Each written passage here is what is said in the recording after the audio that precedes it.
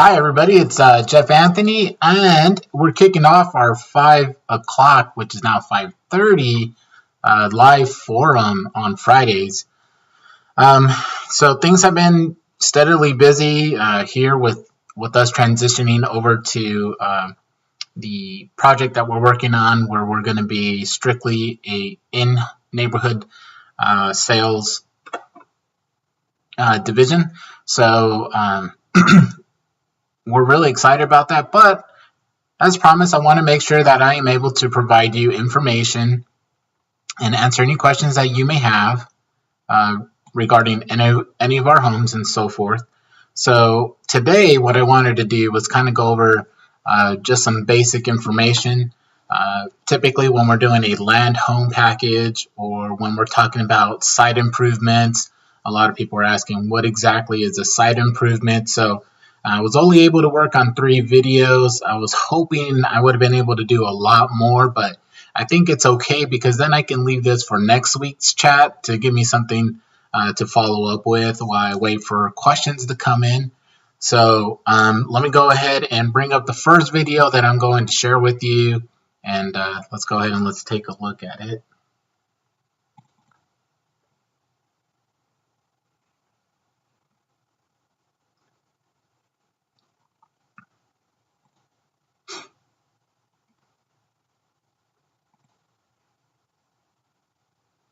Okay, so the first thing we're going to talk about is wood skirting.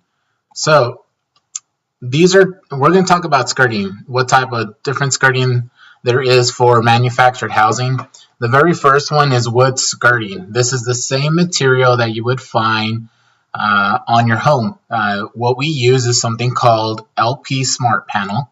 What makes it smart is that it was actually engineered to withstand termites, insect infestation, rot, fungal, and decay. So that's what makes it smart, is that smart people got together, created this material to basically be able to withstand what the elements have to throw at it. So here you're seeing this gentleman put down treated lumber straight to the ground, and he's drilling in bolts into the ground to secure the lumber. So as he goes through, he's going to go all the way across, and then he's going to put another piece of wood down that basically is going to be the support or the wood that you're going to drive nails through in order to secure the smart panel with here. So as he goes through, he's going to go ahead and use nails through. Then he's going to put support beams as that's going to secure onto the manufactured home and also to the bottom base on there. So that way the smart panel skirting does not become loose or doesn't warp on you, and it's a nice clean finish. Let me back up a little bit here. And it's a nice clean finish, as you can see on the home here. And they'll cut out where your AC drainage is at, where your water line goes in, like if you have a water hose like we can see here. Generally, they will, at whichever way you want to do, typically they will skirt around your decks into the home, kind of leave that other area open so you can go all the way through, or they'll close it all the way through and then close your decks right behind it. So that's the first one. This is probably something that's going to cost you about $21 to $22 a linear foot. So in this instance, this is a single wide here. So on this particular single wide, let's say that this one is 16 feet by 76. So we're going to take 16 plus 16 plus 76 plus 76, which is the linear footage in the home, which is 184 feet, linear feet. You always want to use about 10% for weight. So let's go ahead and add another 18 linear feet to that. That gives you 202. And we're going to go ahead and multiply that. 202 times $21.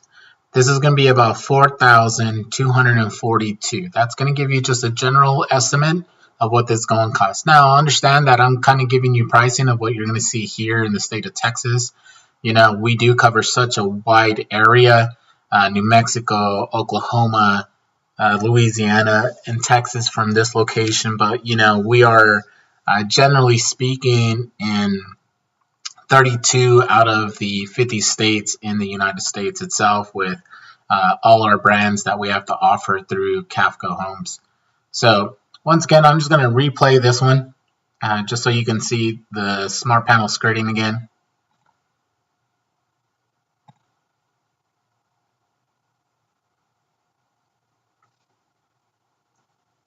We like this skirting the most. It's just something, especially in the high wind areas, you won't have to worry about the high maintenance that the next skirting I'm going to show you will be. And it's a nice classy look as far as the home goes. You get to match up the paint colors, or you can use an accented color as well. Now, these 46 seconds, even though it's short, there's a lot of stuff that goes into being able to put this video together, clipping things down, adding a nice little intro. I didn't put any music this time around just because I didn't want to speak over the music itself. Okay, so the next type of skirting is the one that's commonly known in the manufactured home world, which is vinyl skirting. Okay, so with vinyl skirting, basically it's going to be hard plastic or vinyl, right, that they're going to use all the way across. They're going to use these bracings on the floor, or I'm sorry, on the ground, and they're also going to use bracing that's actually attached to the manufactured home itself. So let's go ahead and continue to take a look here. So what they do is they're going to lay this down, and then they're going to use a level to make sure that it's even to the side of the home. So make sure that we don't have any bubbling when we're installing the home. So once they get it all leveled out, the next thing they're going to do, they're going to drive long grounding nails into the vinyl rods here. As you can see here, they're pretty long, and they're going to stick them in there. Now, obviously, this soil where they're at is very soft. Majority of the soils here in Texas are really hard, and also in Arizona. So once they stick the ground vinyl sliding rods in, or track, and they stick those nails into the ground and secure it, they're going to go ahead and start adding now the bracing that goes onto the manufactured home, so they can go ahead and install the vinyl. Now, this ½ inch, what this is regarding to is that they're going to space between the, hold on here. Wait, this was the long video. Thought I clipped it. I guess I did not. See, that's what happens when I tried to. Okay, so what he's doing here, he's basically measuring out the bracing that they're going to put on the house. So they have to have a ½ inch between each spacing, and the reason is because there's going to be some expansion and retraction with hot and cold, because we're talking about plastics, whether it be a hard plastic or not. So we want it to expand and retract. That way it doesn't cause your vinyl to crimple on each other, causing a higher maintenance on there. Now, this is kind of what we include in every single one of our manufactured homes here, and you can always upgrade to the smart panel or wood skirting that we just previously shown.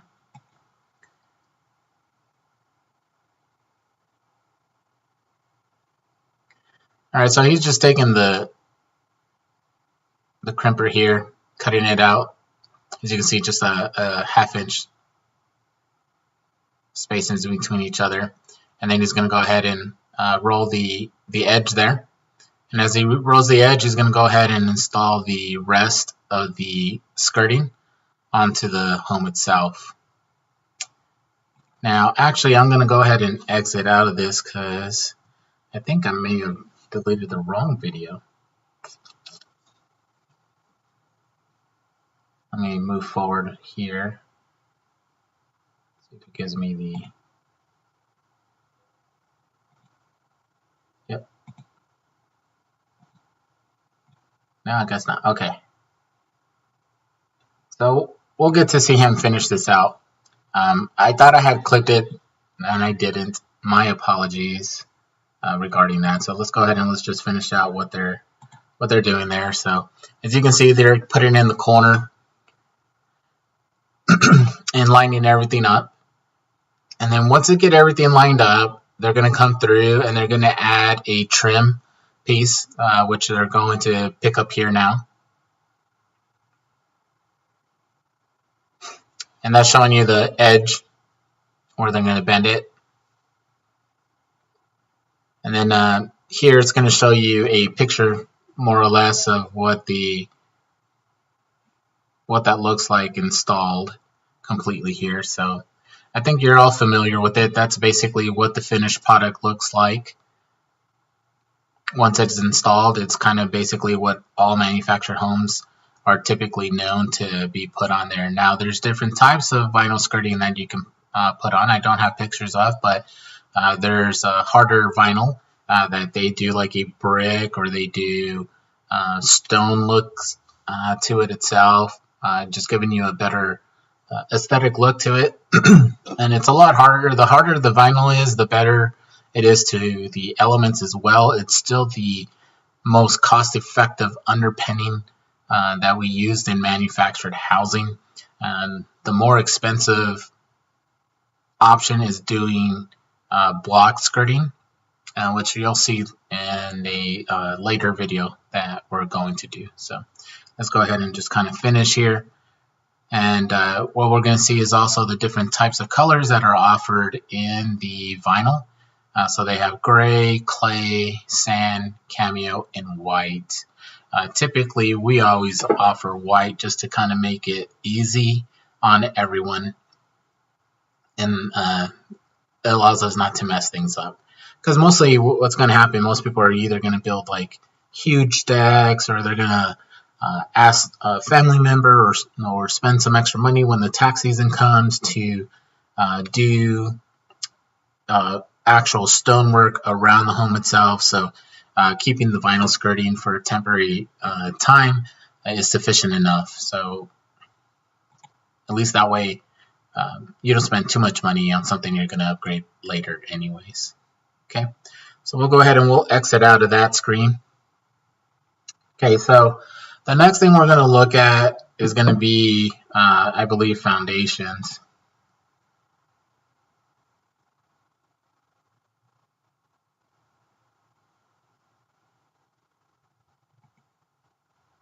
Or actually, let me pause that. Let me bring back, I know I deleted a video, so let me actually find it. The nice thing having this Apple, I can add things back and forth from my cloud.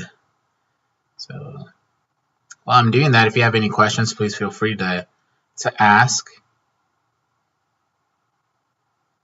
Hopefully your guys' week has been great.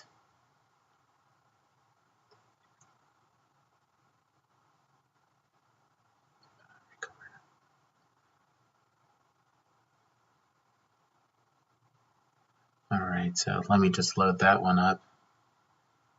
Share it. Okay.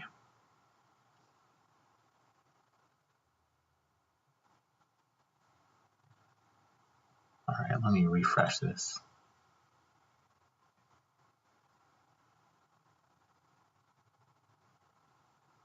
I'm actually pretty excited about this weekend.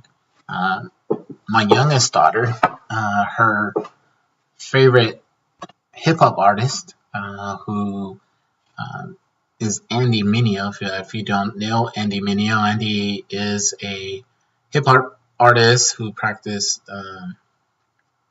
who doesn't cuss in his music. He does rap a lot about Christ and so forth. Has a lot of good music. He's part of the Reach Records group with Lecrae and Triple E and stuff like that. So they have a big concert that's going on. So I'm going to end up taking her there. Her birthday's coming up here soon, so I thought I would take her for her birthday. So I'm pretty excited. I'm not going to lie. I'm excited for myself as well, as a Christian hip hop fan. So pretty excited about that. Okay, so this next video I'm going to bring up here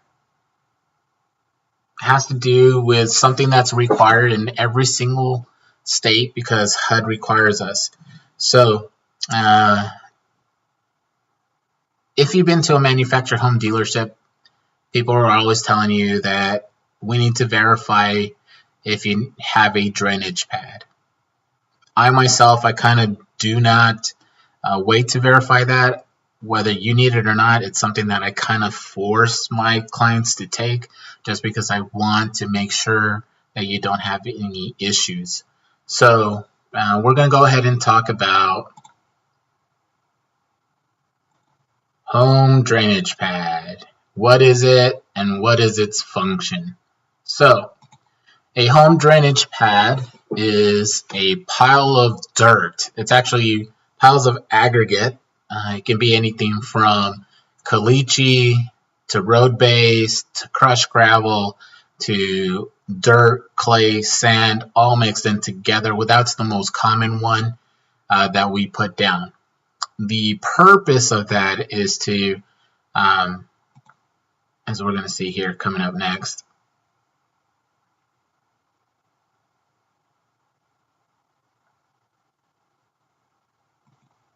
okay. The purpose of it is so that way water does not pond or go underneath the set of your home. Now understand that if it's flooding heavily with like a foot of water, there's nothing that we can really do to keep water from going underneath your home.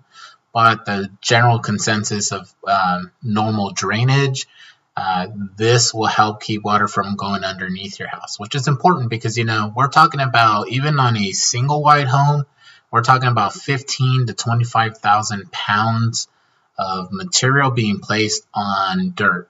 So all of that itself, if you imagine, if you get water underneath this fresh virgin dirt, it can cause your home to sink, which is going to cause issues for your house. So this is why we recommend it, or in my case, we're going to make sure that it's paid for so you don't have any issues later. So that's the main purpose. Now, typically, you have a general idea that you want your home to be as level as possible, so you spend hundreds of thousands of dollars. No, not that much. I mean, you can if you wanted to, but you spend quite a bit of money to have someone come out, flatten out your property, and that's not what we want to do. Because even if you look at traditional homes and you're driving on the street, you're going to notice that the home is actually elevated from grade. And the reason is because when it rains, you want water to run away from your foundation. So that's why you always see drainage, storm drains, and so forth on there, that the water is draining straight from the property. That's the same function that we want for manufactured homes itself. So that's the purpose of a home drainage pad. So basically what happens, we're going to get anywhere between 4 to 6 loads of that aggregate that we talked about dumped down. And let me back up here a little bit just so we can see. As you can see here, the aggregate is pounded on, and then basically this is just going to be the area that they're going to put your manufactured home in. Now, typically it's not, if you're like on this one, let's say this is a double wide here, and this one looks to be about a 24 wide home. We're basically going to build that out to be about 26 wide, and then let's say that this is a 76-foot home, that we're going to build it to 78. We're always going to add about a foot on each side, and then from each point to the center, we need to go up a ½ inch per foot. So typically, like here in Texas, we sell 30 wide foot homes. So by the time it gets to the center of the where the home is going to be, you have 9 inches of this base that's on here. So that way you can have a good solid pad to do. Now, the other thing that the pad allows for you is that it protects your foundation as well, which is going to be the next video that we're going to talk about, the different types of foundations that you find in manufactured housing. Okay, and that itself is the home pads. Okay. All right, so now we're going to jump into foundations, different types of foundations that are offered in manufactured homes. Okay, so what we're seeing here is a runner foundation, but as any of our foundations that we do, we're going to excavate the proper depth that's required for the foundation depending on the soil that you have. So whether it be sandy, clay, hard caliche, granite, we're going to go ahead and make sure that it's proper. Typically, what we do, we get an engineer and we send out the information on the home talking about the different types of weight.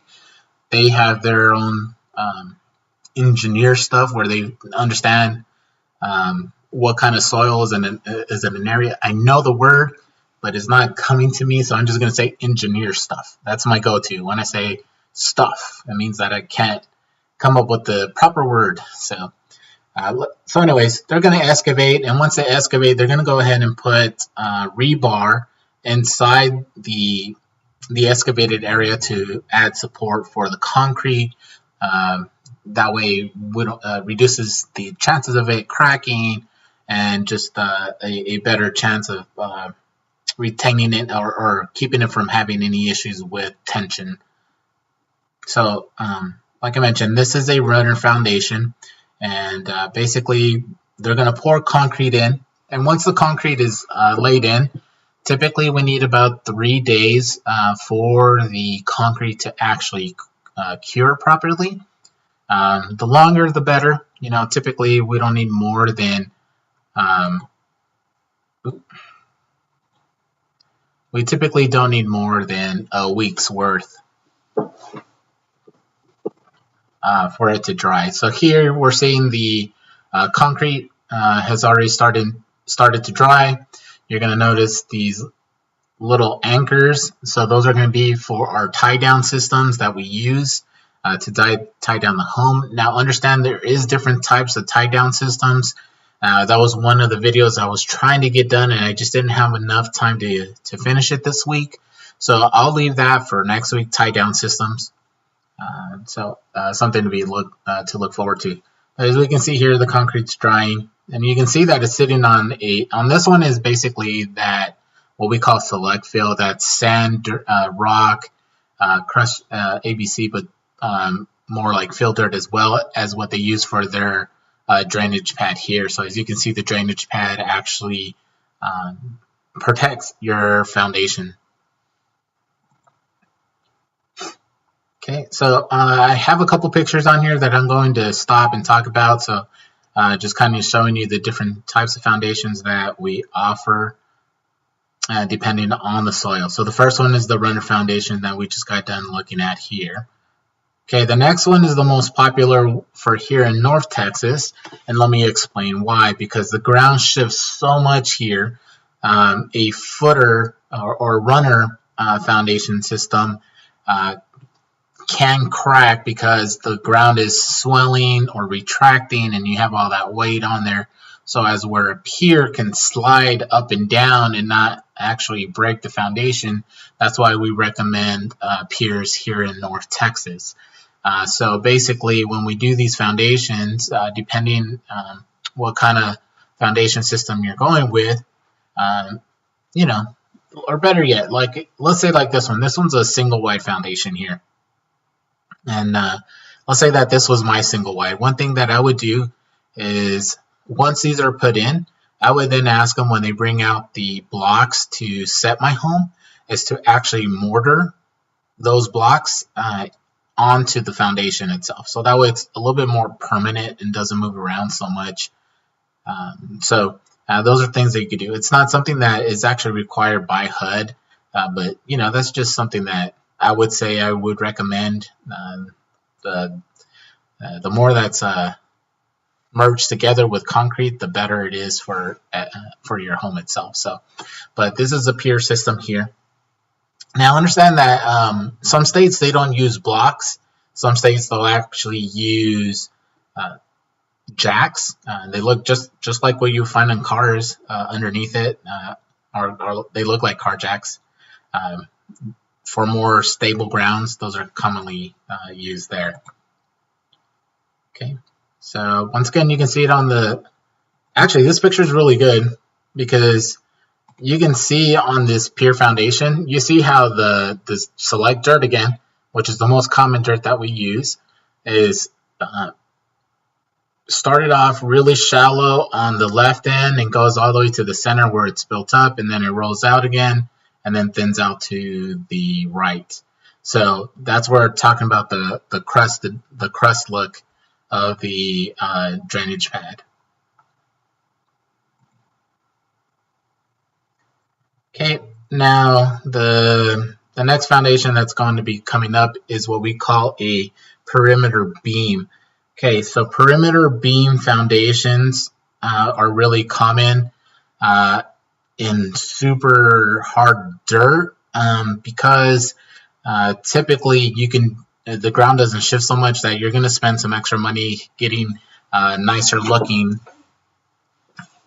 skirting that we talked about. So coming up here is going to show you block skirting, but this one here, I recommend this one a lot for those that are getting triple wide homes, modular homes, just because there's so much more concrete in comparisons to a runner or a pier. It's going to distribute weight a lot more. So kind of talking about cost between these foundations, and this is what I'm going to quote you as far as foundations for my area here in Dallas-Fort Worth.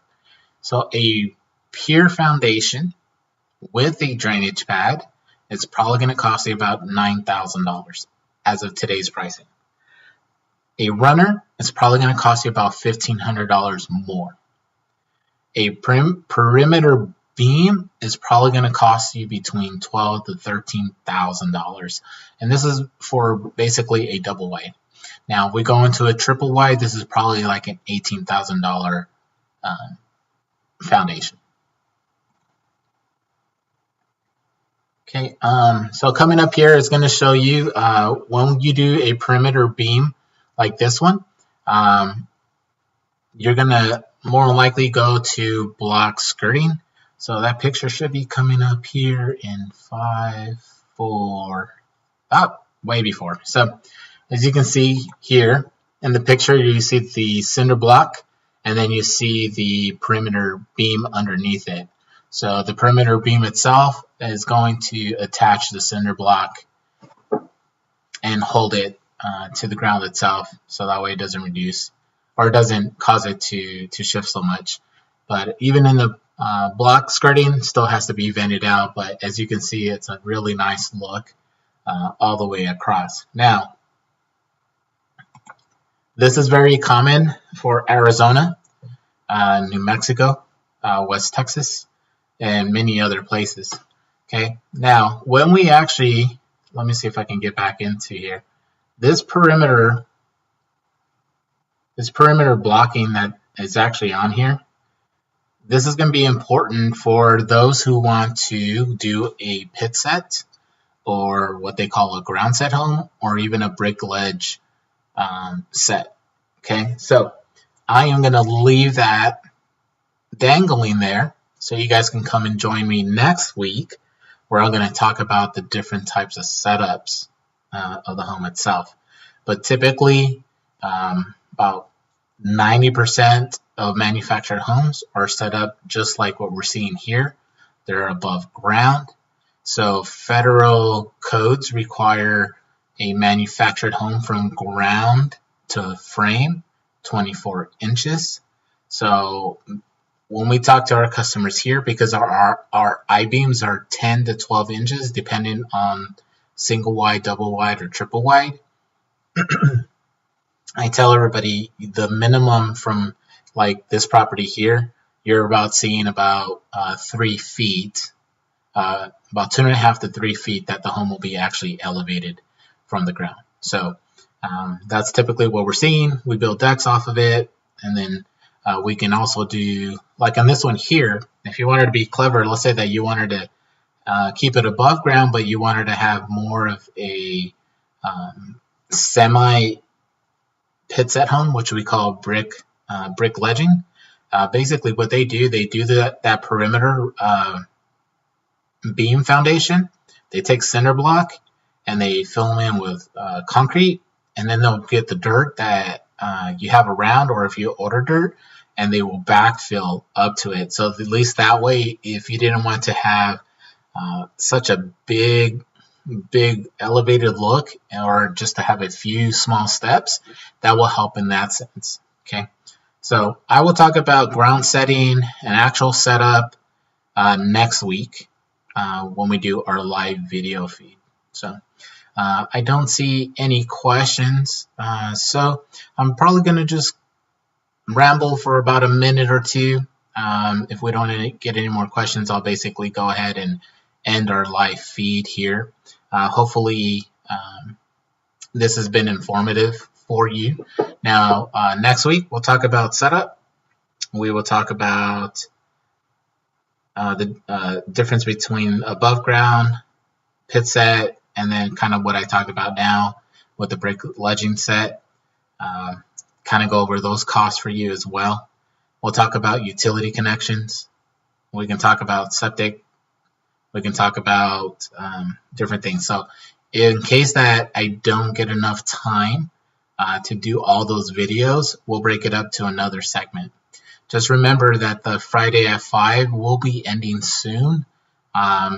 Since I'm going to be transitioning to this new role with our company for community housing, we're going to switch to more like a walkthrough, or more of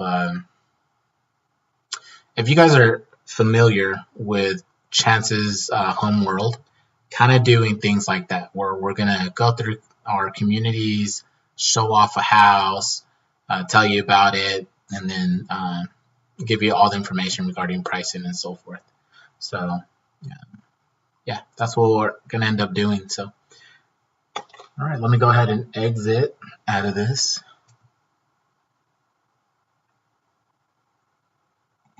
So this is what we're going to be working on next.